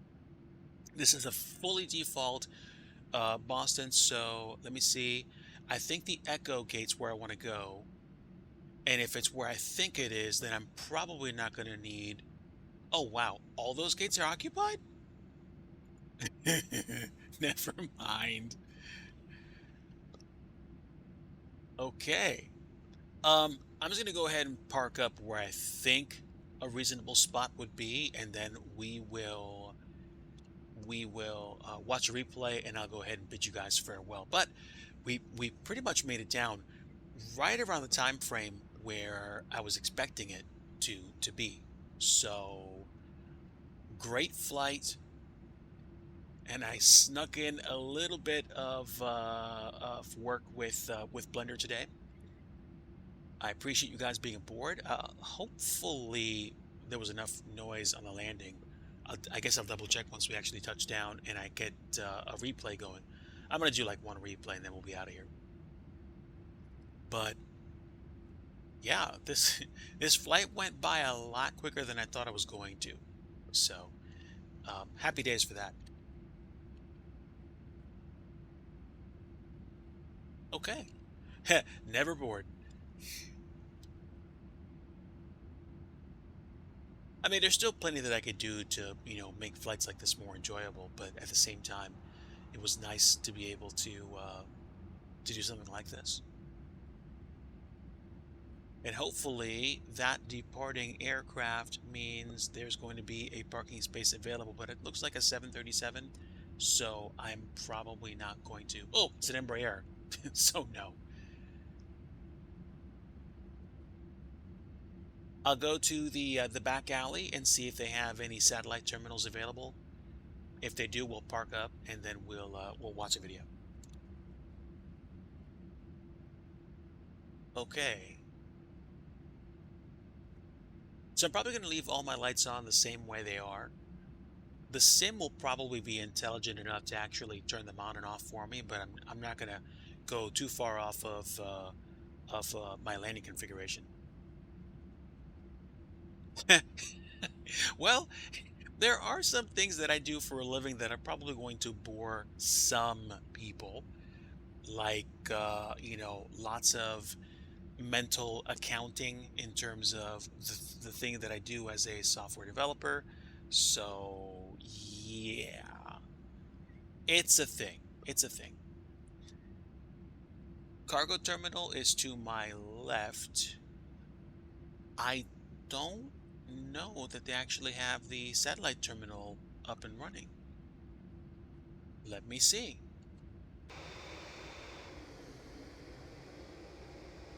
Oh, okay. The satellite terminal is literally right in front of me. And one of those should support my plane for a heavy. I'm checking.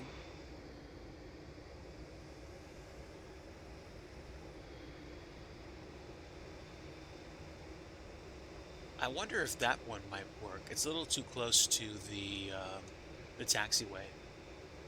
Maybe it'll work.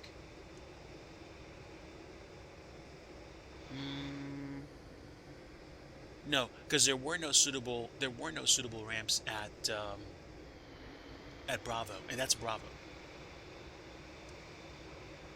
All right, let's go this way for now. Languages. I have used TypeScript, JavaScript, HTML, CSS. On the back end, I use C# primarily, and it's supporting helpers like link, and I don't use nearly as much entity framework as some people do, but I've dealt with both the front end and the back end over my career. And do you want to know what? I'm going to park right here. Oh, trust me, there's still plenty of opportunity out there to pick up new languages. It's just that some of the languages and some of the ways in which they're used are probably not going to be enjoyable for folks that are accustomed to learning programming one way or another. So I get it if it's something that you're like, like this is too hard. Yeah, it's not easy to pick up programming languages. It's a little challenging. Okay, I'll set the parking brakes here for now. We'll hop into the cabin and then I'm going to start taking a look at replays. We'll do one, maybe two, and then we'll bid you adieu. Haha. Okay. 5 minutes is probably not enough. I'm thinking more like 10. Let's see. Oh, that's perfect. Okay. So I want like 640. Perfect. Look at that. Okay, here we go. Oh my word. Even old technology for water effects that aren't even at their highest effect level. This looks beautiful. These are probably not where they're supposed to be, since I'm like less than, I don't know, quarter mile away from them, but I guess that works.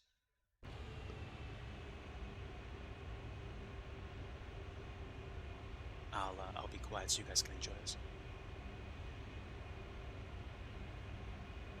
And I did float.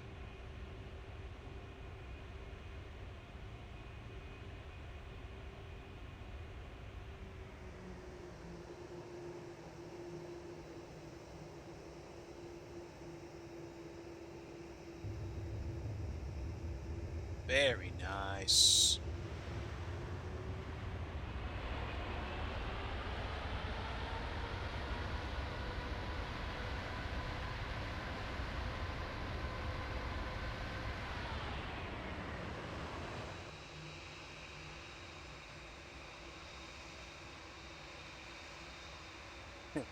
And I happened to take a high speed which fed into the other runway, but seeing as how that runway is probably only used by GA aircraft and I saw nobody coming, I used it as a taxiway.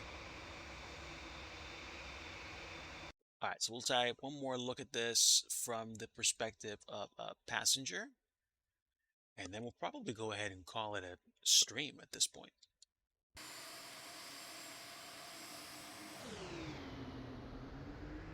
All right, so,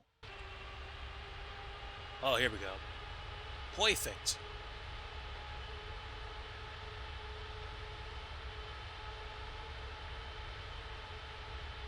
Folks, it's been a privilege hanging out with you this afternoon. I hope that you guys enjoyed the flight. I'm sorry that I didn't have more time to work on Blender work, but I'm going to try to get back to it this week. In terms of enjoying the flight today, it was very nice. We got to see more than a few weather systems, and the arrival into Boston was challenging, but at the same time, the frame rate smoothed out in the end, and I enjoyed the approach. I would like to see my sim perform even better in the future, but I don't know. I mean, at the same time, I am running this on 4K right now, but P3D, kind of like FSX, it's not really resolution bound. It's more a question of how much scenery coverage you have. Although I would like to see this not be so stutter-tastic. I'm going to have to take a look at that a little bit more.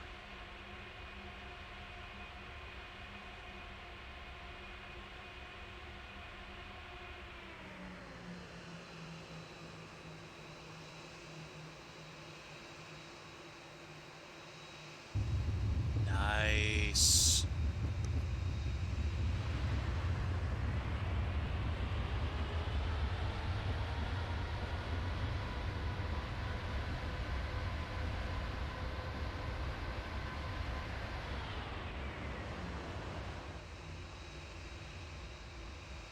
That is pretty dope.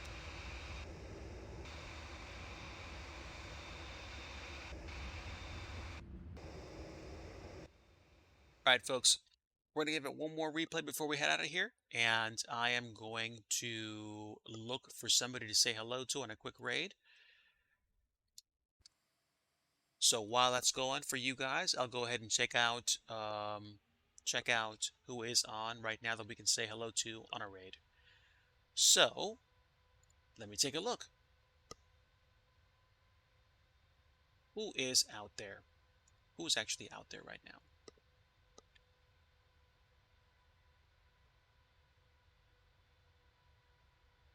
All right, Continuum is flying right now. Charlie Foxtrot is doing a weekend flight, which I didn't expect. That's pretty cool. We can say hi to him. And Burstix is flying in Alaska.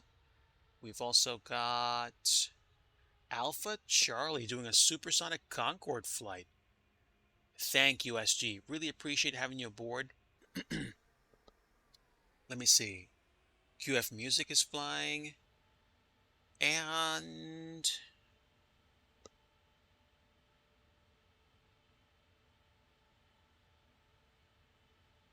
yeah, who would I like to send you guys to? Oh, don't tell me the terminal's going to block the landing. That would suck. I think we're going to go ahead and send you guys over to Alpha Charlie Twitch. So, stick around. I'm going to set up the raid, and then we're going to go ahead and send you guys on over. Oh, looks like it just touched down. No! Building blocking my view. Oh, well. I tried. What can you say? It was fun, though.